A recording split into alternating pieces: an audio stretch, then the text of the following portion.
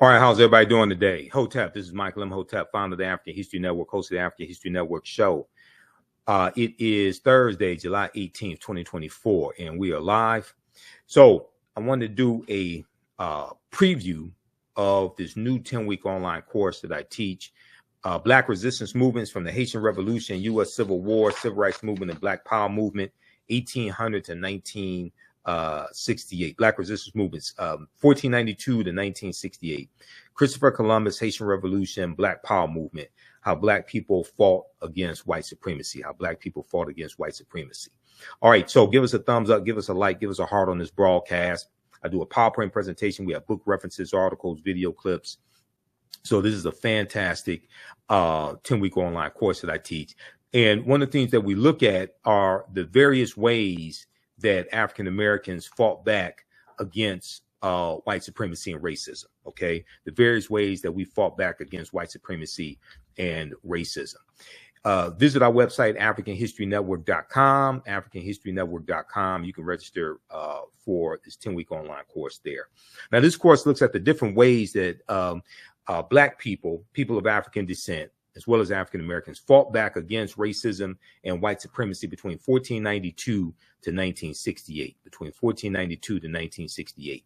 Your understanding of politics is directly related to your understanding of history. We'll analyze history, especially U.S. history, primarily from the African American perspective, beginning in 1492 with the Moors losing control of their last stronghold, Grenada, January 2nd, 1492 to Spain, and Christopher Columbus sailing on his first of 4 voyages when he set sail August 3rd, 1492 on the Nina, the Pinta, and the Santa Maria. And we're going to see that the day before Columbus set sail, August 3rd, 1492, we know that Spain expelled the Sephardim, the Sephardic Jews, on August 2nd, 1492. Okay, so all this takes place in 1492. Now, Christopher Columbus helps to lay the foundation of slavery, racism, capitalism, and the exploitation of African people and Native Americans. We'll look at the Louisiana Purchase, the Haitian Revolution, the 1791 to 1804, because those two events are related. Okay, those two events are related, and the reason why Christopher Columbus is so important, right, is because the island nation of Haiti is on the island that he lands on December 6, 1492, that he calls La Isla Española, which means the Spanish island. And that western third of the island where Haiti is, that was first a Spanish colony conquered by Columbus. And the Spanish colony was called Santo Domingo. And that western third of the island is going to become a French colony in 1697. And the French are going to call it Saint Domingue. And that is where Haiti or Haiti is. And that's where you're going to have the Haitian Revolution. Okay, so we see what Christopher Columbus sets in motion. Okay, and we see this connection, this chronology of history, and that goes back to the African Moors going into the Iberian Peninsula in 711 AD, what today we call Spain and Portugal, defeating the Vandals and the Visigoths, settling in southern Spain, going all across Europe, and taking the teachings from the Nile Valley region of Africa into Europe. And it's going to be these teachings that bring Europe out of the Dark Ages. And they're going to introduce spherical globes, different navigational instruments as well, periodic tables, science, mathematics, arts, architecture, all different types of foods, all of this. Everything we taught Europeans during this period of time, during this 800-year period of time, 711 to 1492, everything we taught them came back to kick us in the behind. So we're going to see how all this history is connected. And we can trace the history back, like I said, to the Moors going in 711 AD. But so we'll look at the Haitian Revolution, the Louisiana Purchase, and the Louisiana Purchase doubles the territory of the U.S. They're going to cover about 15 states out of the land they get from the Louisiana Purchase, 828,000 square miles of land. And we'll look at the Missouri Compromise of 1820, which organizes the land that the U.S. gets from France. And it allows, the Missouri Compromise allows Maine to come in as a free state, allows Missouri to come in as a slaveholding state, and it abolishes slavery in the West, in the rest of that territory. Okay, the Missouri Compromise. Now, we'll look at Special Field Order number 15, also known as 40 Acres and a Mule. We'll look at General Order number 3, which deals with what we call Juneteenth. General Order number 3, Major General Gordon Granger delivers General Order number 3 in Galveston, Texas, June 19th, 1865. And, you know, we just commemorated and celebrated Juneteenth. But Juneteenth was not the last day of slavery, okay, because the Emancipation Proclamation did not free the slaves. We know it was the 13th Amendment that was ratified December 6, 1865, and adopted December 18th, 1865. And Kentucky and Delaware did not abolish slavery until December 18th, 1865. This is when Kentucky and Delaware abolished slavery. Okay, so this is 6 months after this is 6 months after Juneteenth. Okay, this is 6 months after June 19th, 1865. So how could Juneteenth be the last day of slavery? Yes, it's important to commemorate that history. Yes, it's important to celebrate. But as I talk about in my Juneteenth presentations, we have to correct the history of Juneteenth and protect the history of Juneteenth. Okay, so we have to correct the misinformation that's out here.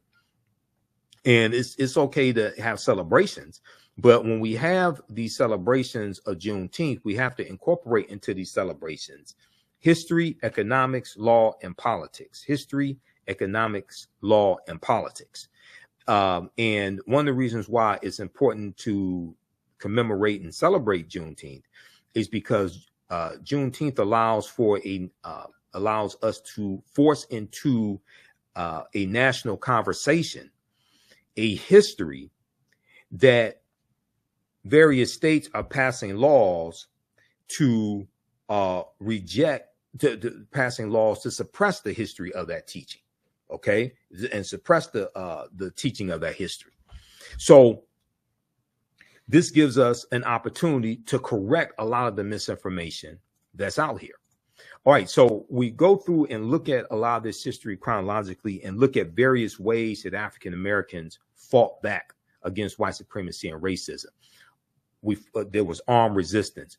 We fought back economically by using the cooperative system of cooperative economics, whether it was the Free African Society of 1787, whether it was the Colored Merchants Association in 1928, whether it was the Colored Farmers Union in the 1880s that starts in Texas and grows to 1.2 million members. Okay, whether we fought in the courts with lawsuits, Smith versus Allwright, 1948, which was 1944, which is fighting against the all-white primaries that Democrats were having in Texas, whether it's Brown versus Board of Education, whether it's Gomillion versus Lightfoot, 1957, U.S. Supreme Court case, 1960 U.S. Supreme Court case, Gomillion versus Lightfoot, that stemmed from the state legislature in Alabama redrawing the district lines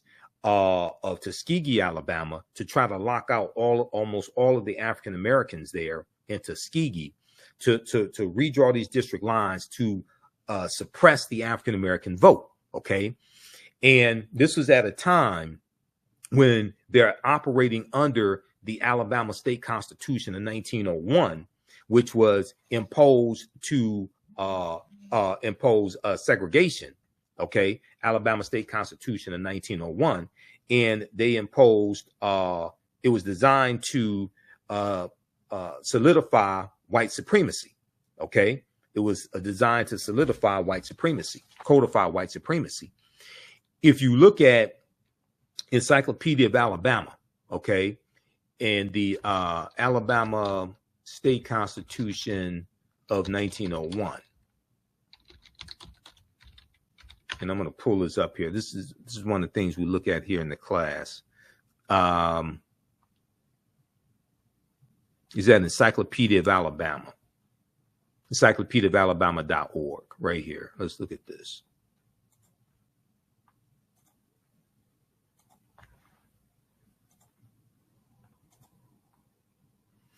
Okay, Encyclopediaofalabama.org, Alabama Constitution 1901.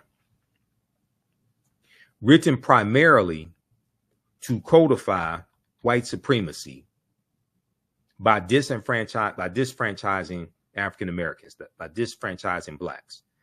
The Constitution of 1901 continues to shape Alabama politics in the 21st century.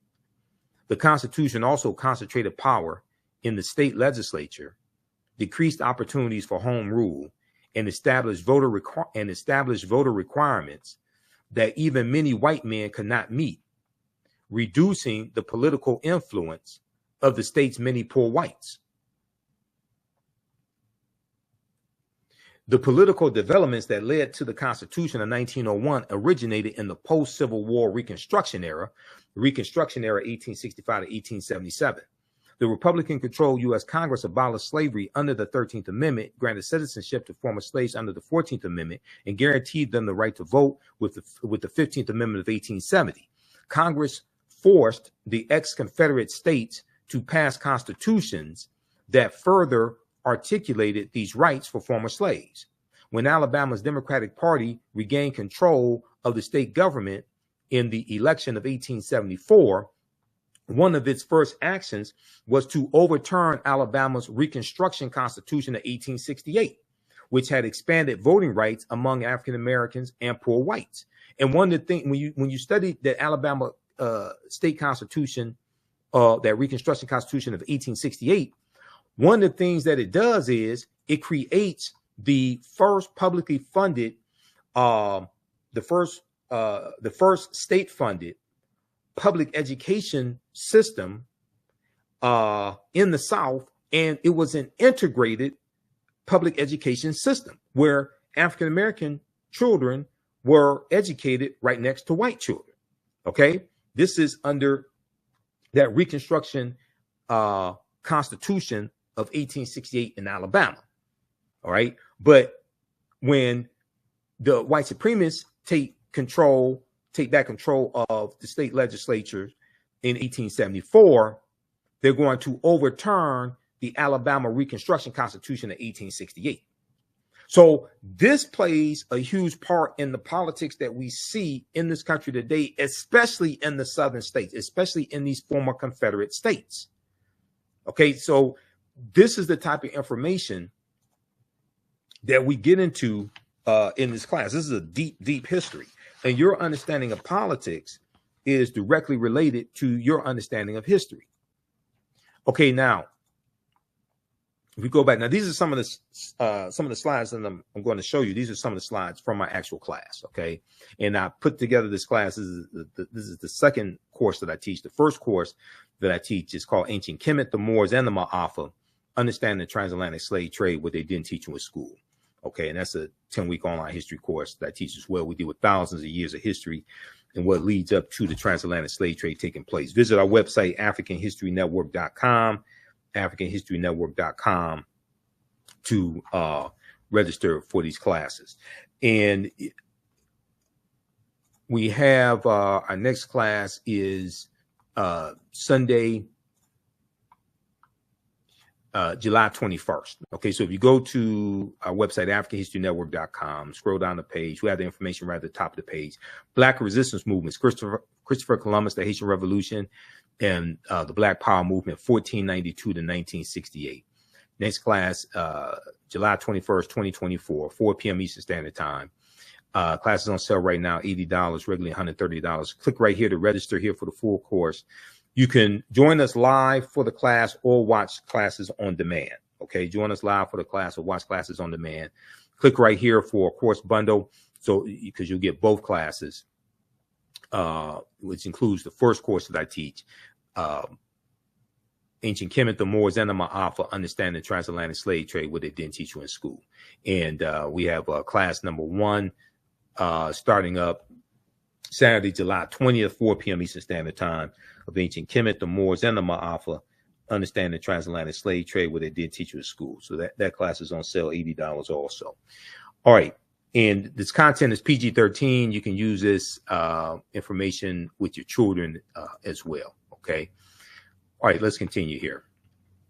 So it's not overly graphic. I don't do a lot of cursing. It's very visual. We have slides, video clips, excerpts from books, and we show you the information right on the screen. And it's about 80 to 100 articles that we reference in each class also. Okay, so we'll look at the Civil War era, Jim Crow era, World War I, World War II, Civil Rights Movement, Black Power Movement. We look at the Red Summer of 1919, where you have 25 major race riots across the country. It was called the Red Summer by James Weldon Johnson. James Weldon Johnson also wrote Lift Every Voice and Sing, the Black National Anthem. And he called it the Red Summer because he said the streets of America were flowing with blood. The streets of America were flowing with blood. Let's see here. Let's continue. Okay. So it's important to understand this chronology of history to get a better understanding of how we got to where we are today and to understand where we need to go from here. Unfortunately, some of this history is repeating itself. Unfortunately, some of this history is repeating itself. When we look at the January 6, 2021 insurrection, right? There's a historical context for this because that was political violence. And for a lot of historians, and myself included, it was reminiscent of the political violence that we saw that brought about an end to the Reconstruction era, which was 1865 to 1877. There was a really good article from Time magazine that talks about, that draws a connection between the January 6, 2021 insurrection and the Reconstruction era. And it deals with how the history of Reconstruction is not being properly taught in schools. And it says from in the aftermath of the insurrection a year ago at the U.S. Capitol, many leading historians drew parallels between the violence and the Reconstruction era, the period of political revolution directly following the American Civil War. The events we saw reminded me very much of the Reconstruction era and the overthrow of Reconstruction, which was often accompanied and accomplished, I should say, by violent assaults on elected officials, said Eric Foner, author, a Pulitzer Prize winning historian and author of Reconstruction, America's Unfinished Revolution. Reconstruction, America's Unfinished Revolution, 1863 to 1877. Now, he said this in an interview with the New Yorker magazine published a week after the January 6th insurrection.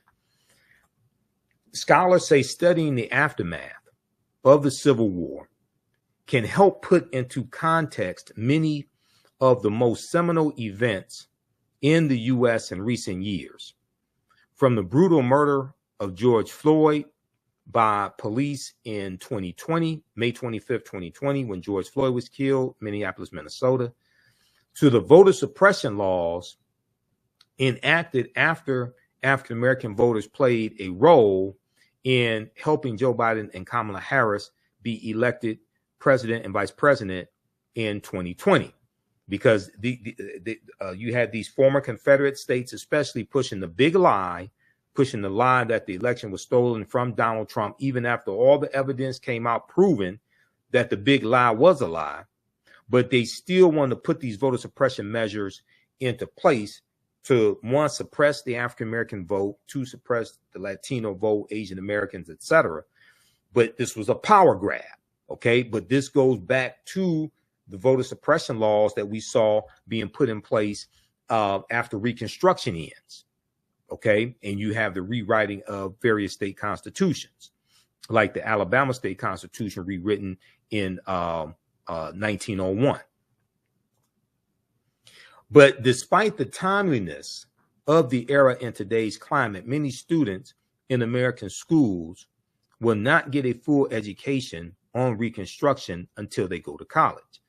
But many of them are not going to go to college. Okay, so a lot of them are not going to know this information. Check out this article here from Time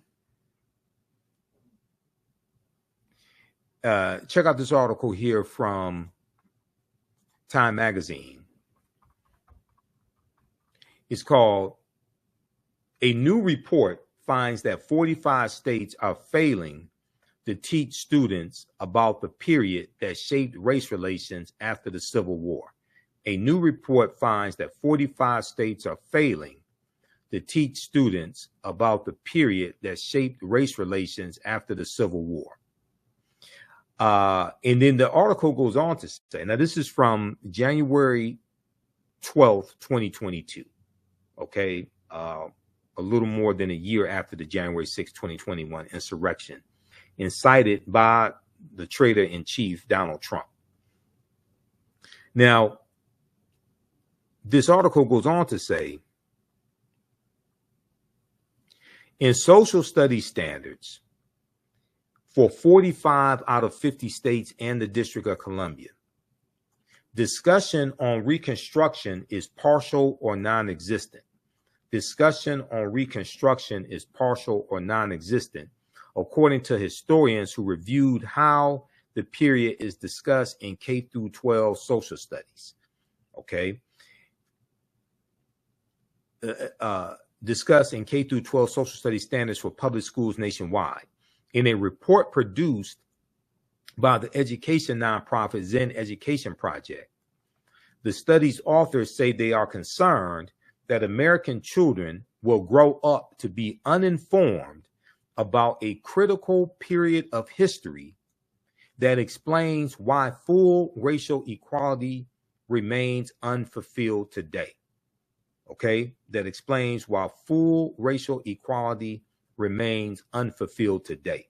So racism is a system of advantage and privilege distributed based upon race, which comes out of the ideology of European white supremacy. Okay, racism occurs when one race of people control the majority of the wealth, power, and resources, land, access to education, access to opportunity, jobs, businesses, etc. And they use that power to marginalize, subordinate, and do harm to another race of people. This is what racism is. Racism has nothing to do with calling people racial epithets, calling people the N-word, things like that. Racism is a power structure. Okay, so when you look at a history of laws and policies put in place that maldistributed wealth, power, and resources into the hands of Europeans, the end result of that history are the structural inequities that still exist to this day. And the racial wealth gap is one of those glaring examples of the structural inequities, the 8-to-1 racial wealth gap between African Americans and white people. Okay, the racial wealth gap does not exist because white people are 8 times smarter. Does not exist because white people worked 8 times harder. Okay, it exists because of the laws and policies put in place that maldistributed wealth, power, and resources into the hands of Europeans.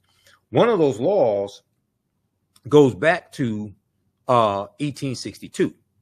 Okay, so yes, 246 years of slavery and African Americans largely not receiving any type of reparative justice to repair the damage of slavery.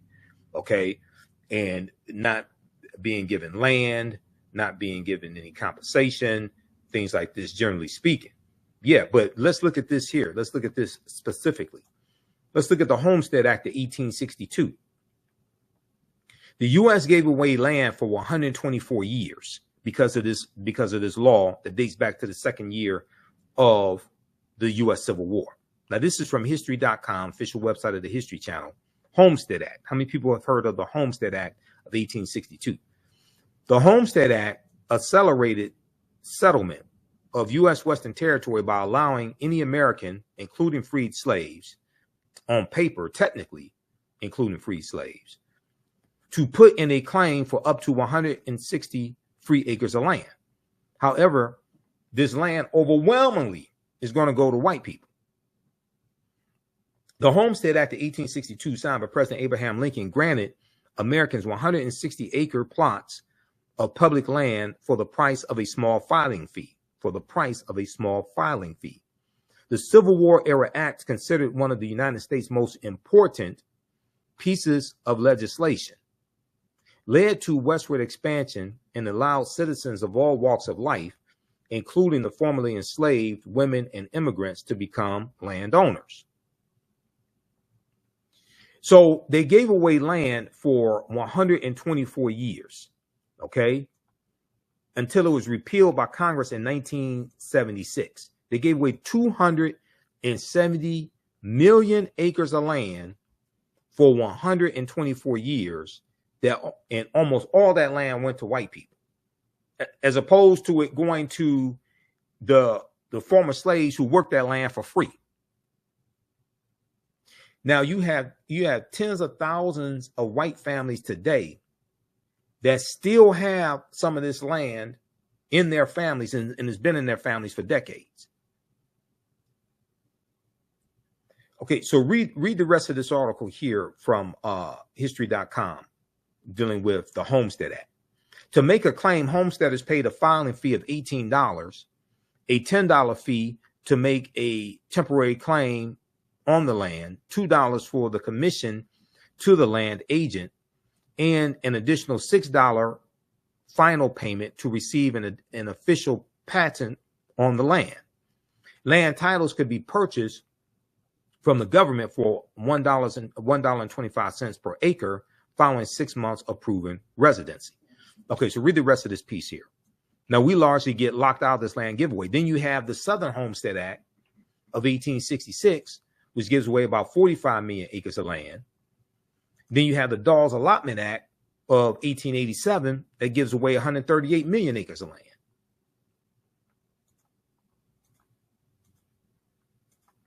Okay, let's continue here.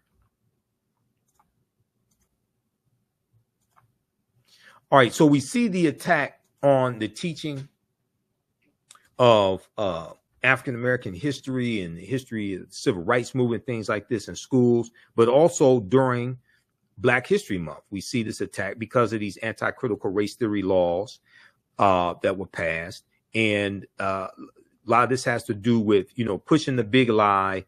A lot of this has to do with pushing the big lie that the election was stolen from Donald Trump, and then the laws that were put in place after Biden-Harris took office, okay, in 2021.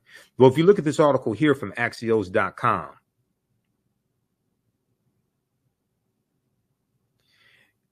new rules are limiting how teachers can teach Black History Month. We see Black History Month is under attack. Mock slave auction. Now, this is an article from USA Today. Mock slave auctions, racist lessons, how U.S. history class often traumatizes, dehumanizes Black students. Republican state lawmakers want to punish schools that teach the 1619 Project. This is another article from USA Today as well. So we go through and look at this history chronologically, and the Haitian Revolution is connected to Christopher Columbus in Spain conquering the island of Hispaniola, where in the western third of that island is where you're going to have Haiti, which is going to be a French colony, okay, Saint-Domingue. Now, the Louisiana Purchase of 1803, the U.S. gets 828,000 square miles of land from France, and this is going to double the territory of the U.S. at the time. The U.S. is going to carve out about 15 states from this land that they get from France. Now, France did not have a legal claim to this land. France steals this land from Native Americans and African people who are here. And one of the reasons that France is going to sell this land is because of they're going almost bankrupt. Napoleon and France are going almost bankrupt fighting against the Haitians during the Haitian Revolution in 1791 to 1804. And they're trying to raise money. So this is going to be a windfall for the United States. It's going to double the territory of the U.S., but also what it's going to do is the new territory that is going to have slavery, because they try to keep a balance between slaveholding states and free states, is going to increase the need for enslaved African labor in the new territories that are going to have slavery. Okay, so we see, we look at this map here, we see the middle of the U.S. in the shaded in green.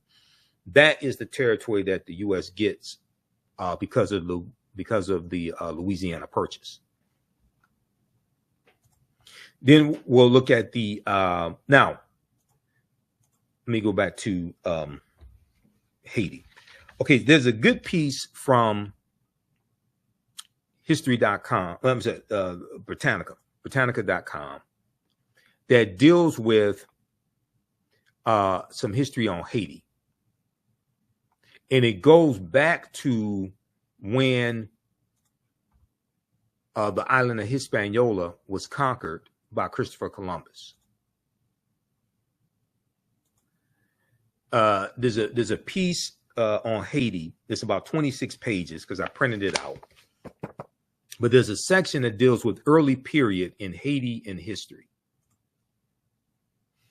So this is, I printed this out. It's 26 pages, made notes on it. So this is one of the sources here. This is one of the articles that we deal with in the class. But look at this here from Britannica.com, Encyclopedia Britannica. Early period in Haiti in history. The island that now includes Haiti and the Dominican Republic was first inhabited about 5000 BCE, before the Common Era, and farming villages were established about 300 BCE, before the Common Era. The Arawak Indians and other indigenous peoples later developed large communities there. The Taino and Arawak group became dominant. Also prominent were the Saboni, C-I-B-O-N-E-Y, Saboni Indians, or Native Americans.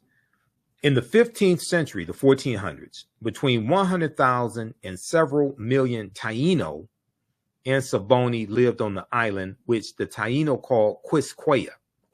So Columbus called it La Isla Española, the Spanish island. That's what he called that island. And Haiti is on the western third of that island. The Taino called the island Quisqueya, which means mother of the earth. Mother of the earth, Quisqueya. They based their economies on cassava, farming, fishing, and inter-island trade that included gold, jewelry, pottery, and other goods. Italian navigator and colonizer and mass murderer and master of genocide Christopher Columbus sighted Quisqueya on December 6, 1492. December 6, 1492. And he named it La Isla Española, the Spanish island. Later, La Isla Española was anglicized as Hispaniola. Over the next few decades, the Spanish enslaved vast numbers of Taino and Saboni to mine for gold. European diseases and brutal working conditions devastated the indigenous people, which fell to about 30,000 by the year 1514. By the end of the 16th century, the group had virtually vanished. Thousands of enslaved people imported from other Caribbean islands met the same fate. The Spanish altered the landscape by introducing cattle, pigs, and horses, which multiplied into large herds. Spanish settlement was mostly restricted to the eastern end of the island, and many Spaniards left Hispaniola after the main gold mines were exhausted. Okay, now 1514, this is 4 years before King Charles King Charles I signs the Asiento de Negros of Spain, King Charles I of Spain, also known as King Charles V. The Asiento de Negros of August 1518, which drastically expands the transatlantic slave trade, and it offers a license to other European countries or European slave traders to provide slaves to Spanish colonies.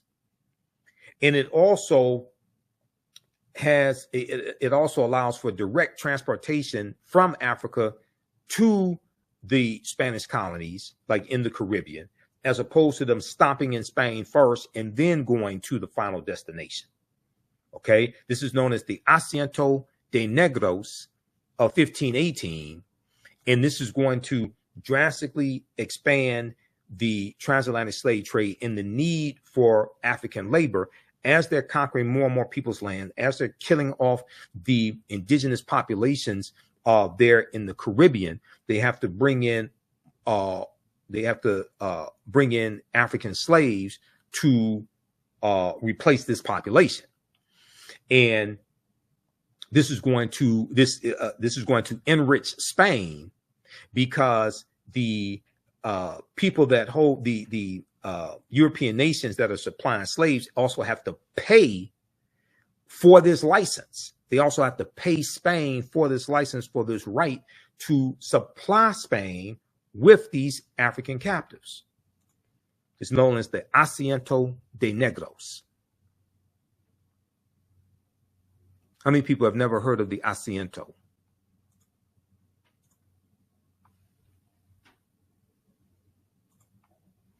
All right, let's continue here. So French pirates in the mid-16th century, the mid-1500s, entrenched themselves firmly on Torture Island and other islands off the western end of Hispaniola. Subsequently, both French and British buccaneers or pirates held bases there. Permanent settlements began to develop, including plantations. In the 1660s, the French founded Port de Paix in the Northwest, and the French West Indies Corporation took control of the area. Landowners in Western Hispaniola imported increasing numbers of enslaved Africans, which totaled about 5,000 in the late 17th century, the late 1600s. Now, if we look at French colonial rule, plantations and enslaved people, the Treaty of Ridgewick, 1697, formally ceded the western third of the island of Hispaniola from Spain to France, which France is going to rename Saint Domingue. This is how Haiti becomes a French colony, when originally Saint Dominique was a Spanish colony. Originally, that was a Spanish colony. It's going to become a French colony. This is how it becomes a French colony, through this treaty of 1697. The colony's population and economic output grew rapidly during the 18th century, and it became France's most prosperous New World possession, exporting sugar, which is grown on sugarcane plantations, exporting sugar and smaller amounts of coffee, indigo, and cotton. By the 1780s, nearly 2/3 of France's foreign investment were based on Saint Domingue. By the 1780s, nearly 2/3 of France's foreign investments were based on Saint Domingue, and the number of stopovers by ocean-going vessels sometimes exceeded 700 per year. The development of plantation agriculture profoundly affected the island's ecology. Enslaved Africans toiled ceaselessly to clear forests for sugarcane fields, and massive erosion ensued, particularly on the steep marginal slopes that had been allocated to enslaved people for their subsistence crops. Soil productivity declined markedly in many areas, and formerly bountiful streams dried up. However, European investors and landowners remained unconcerned about or unaware of the long-term consequences of their actions, believing instead that an overpopulation of enslaved people was the key to wringing more profits from the region. So we can the political turmoil that we see in Haiti today, we can trace, you go back in history, we trace this back to Christopher Columbus in Spain, conquering that island nation. And then France taking control of that island. Let me phrase it. Spain conquering that island, making a colony out of it, and then France taking over the western third of the island, colonizing Haiti. Now, in 1789, Saint-Domingue had an estimated population of 556,000, including roughly 500,000 enslaved Africans. Okay, so this is the majority of the population there in 1789. Okay, under French control. This is 2 years before the Haitian Revolution begins. In 1789, Saint-Domingue had an estimated population of 556,000 people, including roughly 500,000 enslaved Africans, a 100-fold increase over the previous century, 32,000 European colonists, and 24,000 free mulattoes, people of mixed African and European descent, or blacks. Okay. All right. So read the rest of this. This is some of the information we cover here in the class. But this is at Britannica.com, early period in Haiti in history. Okay. Give us a thumbs up, give us a heart, give us a like on this broadcast. And this is just a preview of some of the information we deal with in this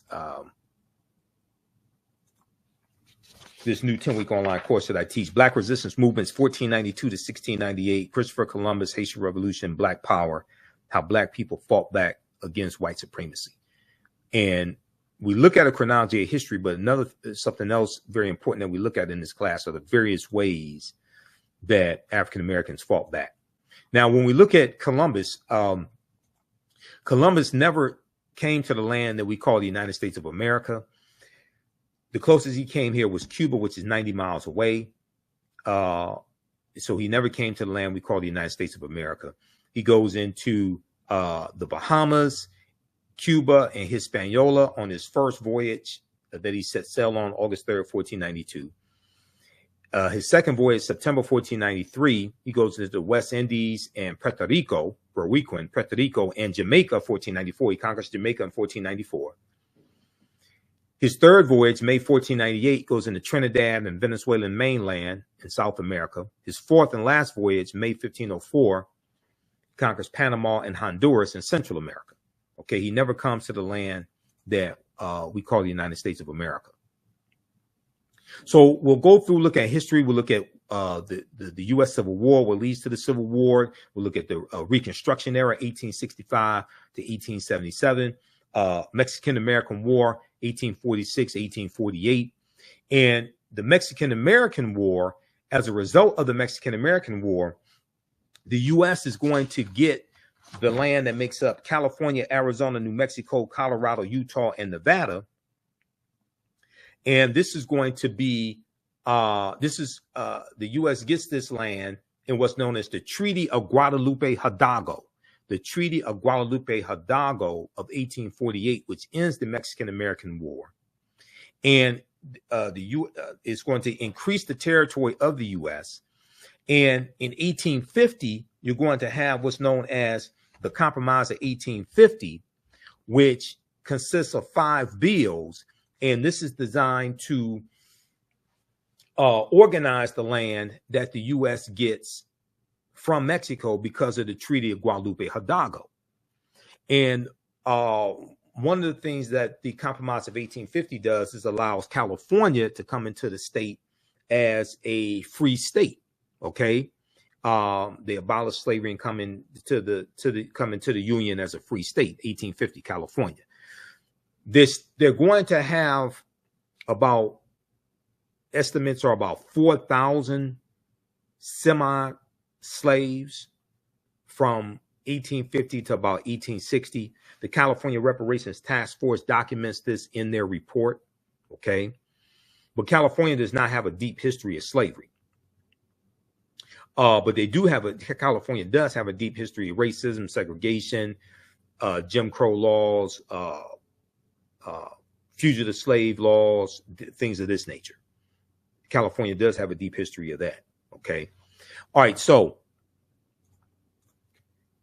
they will deal with things like the Kansas-Nebraska Act of 1854 that allowed westward expansion of slavery into the Kansas-Nebraska territory. The Republican Party is going to be founded as a direct backlash to the Kansas-Nebraska Act of 1854.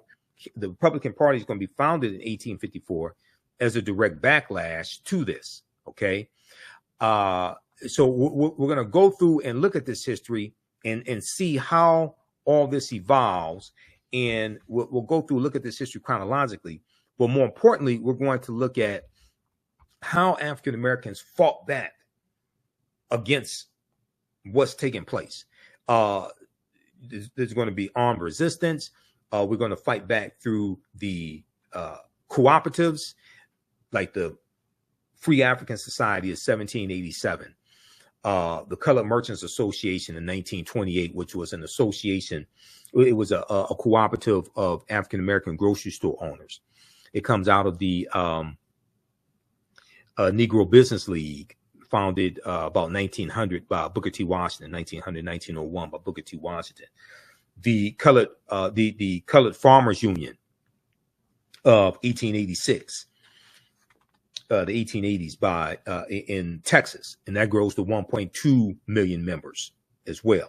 Okay, so we're going to look at these various ways that we fought back against white supremacy. When we look at something, so number one, it's important for us to celebrate Juneteenth, commemorate Juneteenth, correct the history and protect the history of Juneteenth. June 18th, I was on Areva Martin's radio show. So if you watch CNN legal analyst Areva Martin, she also has a radio show on KBLA 1580 AM, which is Tavis Smiley's radio station. So she had me on her show on June 18th in 2024. And we dealt with Juneteenth was not the last day of slavery, repairing the damage of a legacy of slavery. It's on our YouTube channel, Michael Imhotep. You can go watch it. Fantastic interview. We dealt with a lot of history, but also we talked, there was some of the history of Juneteenth, but we also dealt with politics. So, because all of this is related, and your understanding of politics is directly related to your understanding of history and this chronology of history. I did a presentation for the Detroit Reparations Task Force, March 2nd, 2024. I have that presentation at our website. It's on our YouTube channel, Michael Imhotep, IMHOTEP. And one of the things we talked about in the presentation that I did was the Northwest Ordinance of 1787. Okay, the Northwest Ordinance of 1787. And the Northwest Ordinance of 1787 is one of the reasons why you don't have a deep history of slavery in the Northwest Territory, including the state of Michigan. And this is a shock to some people, because you have a lot of people that just talk about, slavery, 400 years, things like this. But it's like, you have to, the history that takes place in America is a nuanced history. And just because you have 430,000 slaves in Mississippi in 1860 doesn't mean that's the same history all across the country. Okay, so if we look at this here, let me see something here.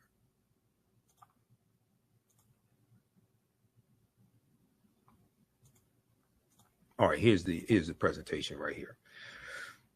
So I did this March 2nd, 2024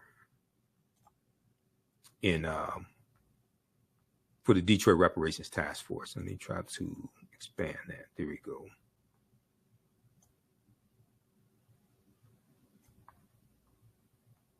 All right. The Northwest Ordinance of 1787 is one of the reasons why Michigan does not have a deep history of slavery, as well as Detroit. And the Northwest Ordinance basically abolishes slavery in the Northwest Territory, which included Michigan, Indiana, Illinois, Ohio, Wisconsin, and Minnesota. Also, the climate in Michigan is another reason why you don't have a deep history of slavery as well. Whereas in Mississippi, so in 1837, Michigan abolishes slavery. Okay, Michigan abolishes slavery in 1837. And about 1832, Michigan, I think the number was about 23 slaves in 1832. And let me pull this up. Let me look at this here. Whereas in 1860, Mississippi had 430,000 slaves. The history of Michigan and Mississippi is totally different. So you can't, so you have to, especially when you do municipal reparations, you have to understand the city and state that you're talking about. Texas had 250,000 slaves in 1865.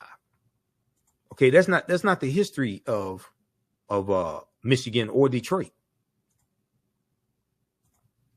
When we look at, let's see, Detroit in 1773 had like 73 slaves, and then in 17 and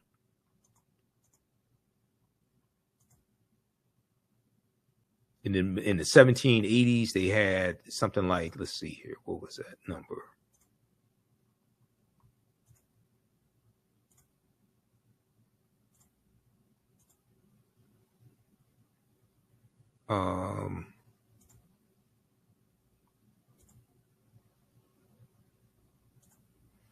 It was something like, okay, 1830 U.S. Census showed 32 slaves living in the Michigan Territory. Yeah, 1830 U.S. Census showed 32 slaves living in the Michigan Territory. Then 1782, there were 170 slaves living in Detroit. 1773, there was 73 slaves living in Detroit. Okay, so, but the Northwest Ordinance, if we look at this here quickly, at this is from the U.S. National Archives, archives.gov, U.S. National Archives. Northwest Ordinance of 1787.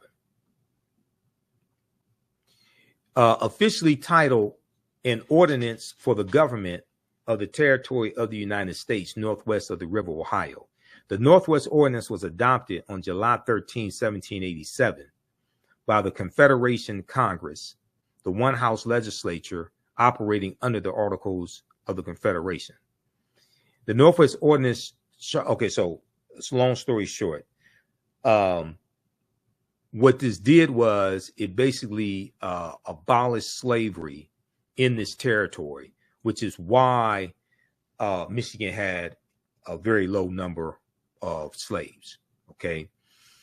A Bill of Rights, the third thing that the Northwest Ordinance did, a Bill of Rights protecting religious freedom, the right to a writ of habeas corpus, the benefit of trial by jury, and other individual rights. In addition, the ordinance encouraged education and forbade slavery. Now, the language from the 13th Amendment that dealt with involuntary servitude, that language comes directly from the Northwest Ordinance of 1787.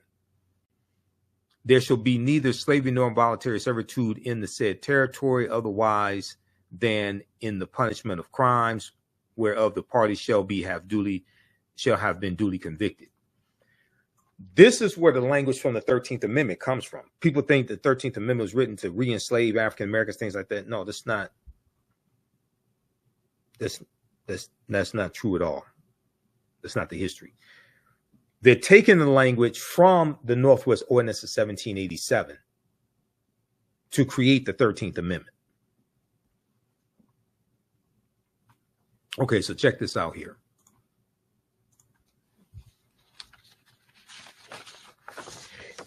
Then we look at things like Project 2025, right? That Project 2025 has a historical context. I was speaking at a Juneteenth celebration on Saturday, I think that was June 15th, Jubilee Detroit, the Juneteenth Jubilee Detroit at the Joseph Walker Williams Center. And yeah, that was Saturday, June 15th, 2024. And it was a panel discussion dealing with politics. It's called Voting Vigilantes. It's on our YouTube channel. You can go watch it. It's on our Facebook page also. One of the things I talked about was Project 2025. Now, this is for Taraji P. Henson talked about it at the BET Awards. I'm glad she did talk about the BET Awards because more people found out about it. Okay, but what is Project 2025? The Presidential Transition Project explained. Now, this is from June 10th, 2024. Okay, June 10th, 2024. And this is from USA Today. Very, very good article from USA Today. And they talk about the detailed plan to dismantle and reconstruct the government laid out by conservative groups known as the 2025 Presidential Transition Project. Okay. Now, this is from the Heritage Foundation. The Heritage Foundation is a right-wing political think tank that crafts conservative policy. Okay. And Project 2025 has critics up in arms over its apocalyptic and authoritarian nature. Over its apocalyptic and authoritarian nature. The Heritage Foundation, a conservative think tank in Washington, D.C., led an effort to create more than 900-page Mandate for Leadership published in April 2023, reimagining the executive branch and presented a plan to overhaul several government agencies, including the FBI, for the country's next conservative president to follow. Now, this is, I call this part two of what the Heritage Foundation did, because in 1980, the Heritage Foundation released Mandate for Leadership, which was a book that they released in 1980 that contained 2,000 policies that they wanted the Reagan administration to adopt. The Reagan administration adopted 64% of those policies in Reagan's first term. Okay, so, and that was called Mandate for Leadership, 1980. Project 2025 is called Mandate for Leadership also. Okay, this is part two. They're running a part two because part one worked. And a lot of people don't know that there was a part one called Mandate for Leadership. You didn't have social media in 1980. Now you do have social media, and millions of people are finding out about this. And what they're finding out about is like, oh, hell no, we don't want this. You have even some Republicans that are against it. This is for the MAGA Republicans, okay, like Hulk Hogan and Kid Rock. 900 and Candace Owens and Byron Donalds and Senator Tim Scott. 900-page mandate for leadership published in April 2023, reimagining the executive branch of the government, and presented a plan to overhaul several government agencies, including the FBI, for the country's next conservative president to follow. According to the project's website, the playbook provides a governing agenda and a lineup of people ready to implement it to, quote, rescue the country from the grip of the radical left. Rescue the country from the grip of the radical left. It includes a domestic and foreign policy agenda, a list of personnel training, and a 180-day playbook. Now, so the policies that they lay out to be implemented in Project 2025, they want implemented in the first 180 days of a possible Trump administration. What about the other 3.5 years? What are they going to do the rest of the 3.5 years? Quote, it is not enough for conservatives to win elections, end quote, Project 2025 said on its website. With the right conservative policy recommendations and properly vetted and trained personnel to implement them, we will take back our government. Take it back from who? The radical left. Who's the what radical left are you talking about? You're talking about policies that saved the economy and brought us out of COVID. What policies are you against? So they're against diversity, equity, and inclusion. They're against affirmative action. No Republicans support reparations. Project 2025's director is Paul Dance, who served in the U.S. Office of Personnel Management and U.S. Office of Personnel Management, Chief of Staff, and former President Donald Trump's administration. Because there are 140 people involved in writing Project 2025 that worked in the Trump administration. There were 140 people that wrote Project 2025 that worked in the Trump administration or are allies of Trump. Although it mentions Trump by name, the handbook does not directly assume the Republican Party's presumptive nominee will be the one to carry out its agenda. He's now the nominee, but it does not assume he will be the one to carry out its agenda. Okay, so the mandate attacks several policies from the former President Barack Obama and President Joe Biden. The mandate attacks several policies that former President Barack Obama and President Joe Biden instituted, including student loan forgiveness. They are against student loan forgiveness and the Affordable Health Care Act, Obamacare. It simultaneously calls for expanded executive power for the commander-in-chief, while criticizing what Project 2025 members perceive as overreaches by the Biden administration. Okay, so read the rest of this here. This is at usatoday.com.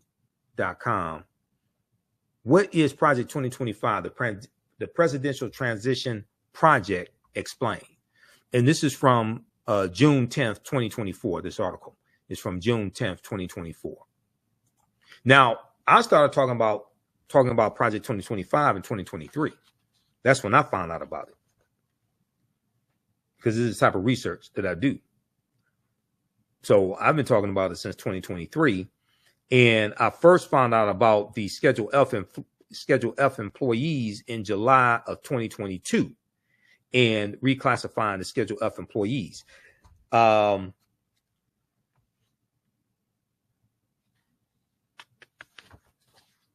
right, so visit our website, AfricanHistoryNetwork.com. AfricanHistoryNetwork.com. You can register for this new 10-week online course that I teach. Black resistance movements, 1492 to 1968. From Christopher Columbus to the Haitian Revolution and Black Power movement, 1492 to 1968. We go through and look at history chronologically, and we look at how African Americans fought back against white supremacy and racism, the various ways we fought back against white supremacy and racism, understand these laws and policies that were put in place that brought us to where we are today, to understand where we need to go from here. So this class just started up. The next class is Sunday, July 21st, 2024, 4 p.m. Eastern Standard Time. Register for the class here. We have a course bundle where you get both courses that I teach, this course and the first course, Ancient Kemet, the Moors, and the Ma'afa, Understanding the Transatlantic Slave Trade, what they didn't teach you in school. Class number 1 of that class starts up Saturday, July 24th, 2024, 4 p.m. Eastern Standard Time. Okay. All right. Remember, right now it's correct wrong behavior. It's not over to